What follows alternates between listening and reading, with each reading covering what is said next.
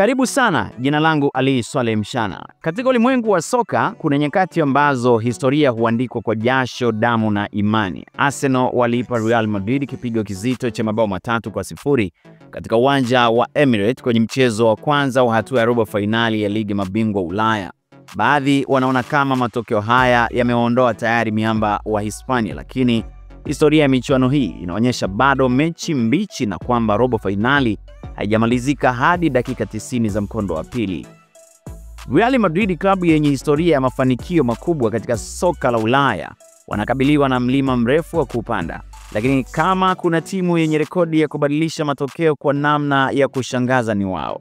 Katika ardhi ya Santiago Bernabeu, ndoto zinaweza kutimia au kuporomoka. Mechi ya marudiano kati ya Madrid na Arsenal si ya kawaida.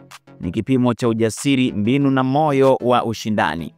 Ili kuelewa uzito wa kinachowezekana kutokea, tunarudi nyuma na kuangalia mechi 5 za kihistoria zilizoshuhudia kupinduka kwa matokeo ya ajabu ambayo hayakuwa yakitarajiwa kabisa.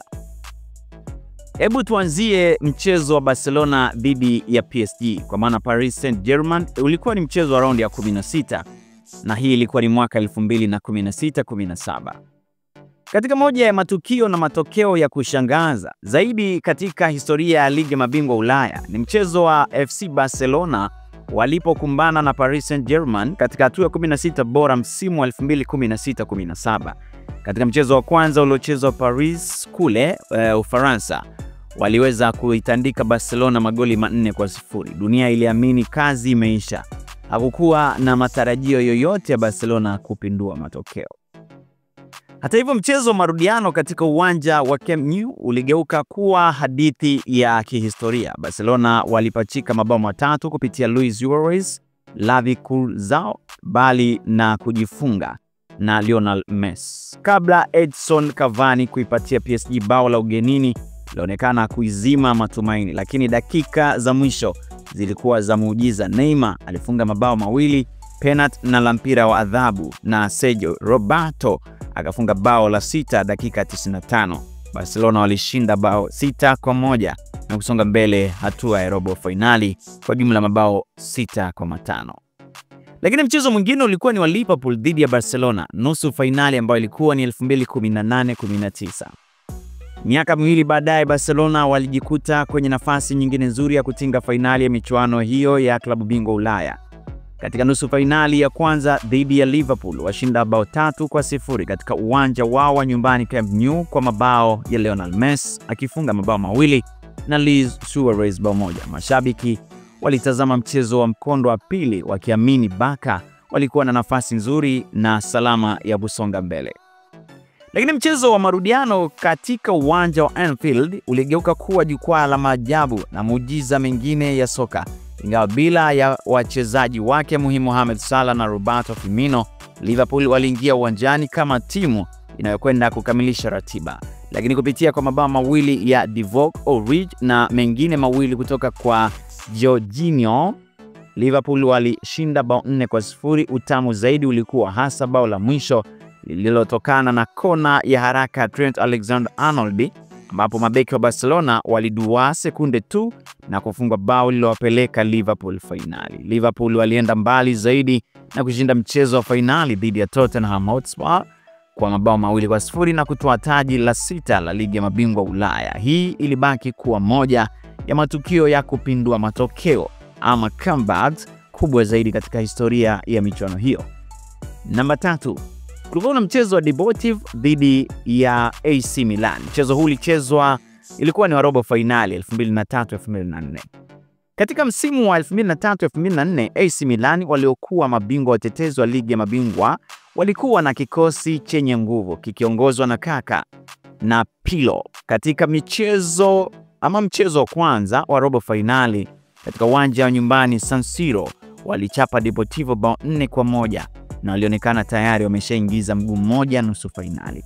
Lakini mchezo wa marudiano Estadio Riazor ulioandika historia nyingine pia, ambapo Deportivo walicheza kwa nguvu na nidhamu. Waliongozwa na Juan Carlos, Valeron, Fran na Pandiani. Walifunga mabao 3 kabla ya mapumziko na kuongeza la 4 kipindi cha pili na kupata ushindi wa bao 4-0. Kwa jumla walibuka na ushindi wa bao 5-4 na kuwa timu ya kwanza katika historia ya ligi ya mabingwa kupindua matokeo kuwa nyuma kwa mabao 3 dhidi ya mabingwa watetezi. Deportivo walitinga hadi nusu finali, lakini walitolewa na FC Porto ambapo baadaye waliibuka mabingwa chini Jose Mourinho. Hata hivyo, kupindua matokeo dhidi ya Milan kulibaki kuwa tukio la nadra na la kusisimua. Mchezo mwingine ulikuwa ni wa AC Roma dhidi ya Barcelona. Hii ilikuwa ni robo finali ambayo ilikuwa ni mwaka 2017-18. Barcelona waliingia katika mechi ya marudiano dhidi ya AS Roma wakiwa na uongozi wa mabao 4-1 waliopata katika mchezo wa kwanza uliopigwa nyumbani Camp Nou. Wakiwa na kikosi imara walitarajiwa kumaliza kazi kwa urahisi katika uwanja wa Olimpico, lakini mambo yalibadilika haraka, meza ikapinduka.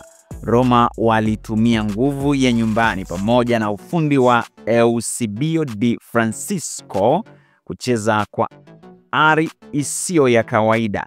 Edin Dzeko alianza kurejesha matumaini kabla ya penalty ya Daniele De Rose na goli la kichwa la Kostas Manolas kumaliza kazi. Roma wakashinda bao 3-0 na kusonga mbele kwa bao la ugenini. Licha ya kuishangaza dunia, Roma walitolewa na Liverpool katika nusu finali, lakini hatua yao ilithibitisha kuwa hata klabu zisizotajwa sana zinaweza kubadilisha matokeo na kuweka historia. Lakini tuangalie mchezo wa 5. Huu ulikuwa ni wa AS Monaco dhidi ya Real Madrid ambao leo wapo na Arsenal katika mchezo wa raundi ya pili wa marudiano UEFA Champions League. Mchezo huu ulikuwa ni robo finali ambao ulichezwa ni 2003-2004. Klabu ya Real Madrid walikuwa na kikosi cha Galacticos cha nyota wakali na hawakuheshimiwa sana kama Zidane, Ronaldo, Nazario, Figo, Beckham ambapo walishinda bao 4-2 nyumbani dhidi ya Monaco katika mechi ya kwanza. Ilionekana kuwa kazi rahisi katika marudiano, hasa kutokana na ubora wao dhidi ya timu ya kawaida Monaco. Lakini Monaco wakiongozwa na Didier walipigana uwanjani Stade Louis II ambapo kutoka kwa Ludovic aliweza kufunga magoli mawili na Fernando Morientes aliweza kufanya mambo yakawa mazuri yaliwapa ushindi bao 3-1 kwa mama, na Fernando aliweza kufunga bao moja aliyekuwa kwa mkopo kutoka Real Madrid kipindi hicho. Aliwapata ushindi 3-1, matokeo ya ujumla yakawa ni 5-5, lakini Monaco ilisonga mbele kwa faida ya bao la ugenini. Baada hapo waliendeleza moto huo huo na kufika finali, ingawa walifungwa na FC Porto. Ushindi dhidi ya Real Madrid ulionyesha kwamba hata miamba inaweza kuanguka dhidi ya timu zinazoonekana za kawaida. Sasa swali, je, mchezo leo utakuwaje? Real Madrid wanaweza kuweka historia nyingine leo?